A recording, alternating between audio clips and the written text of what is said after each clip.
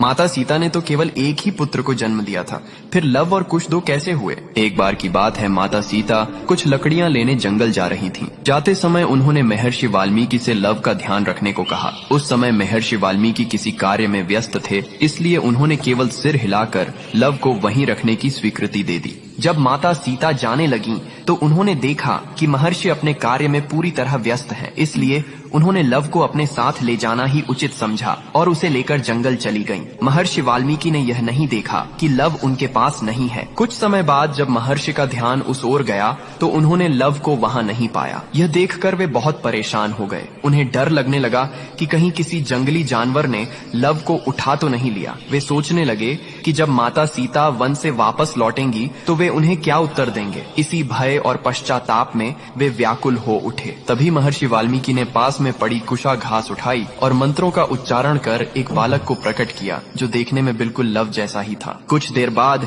जब माता सीता वन से लौट कर आईं, तो महर्षि ने देखा कि उनके हाथ में लव पहले से ही मौजूद है। यह देखकर वे आश्चर्यचकित रह गए, लेकिन माता सीता उस दूसरे बालक को देखकर अत्यंत प्रसन्न हुई, क्योंकि वह बालक कुशा से उत्पन्न हुआ था, इसलिए उसका नाम कुश रखा गया।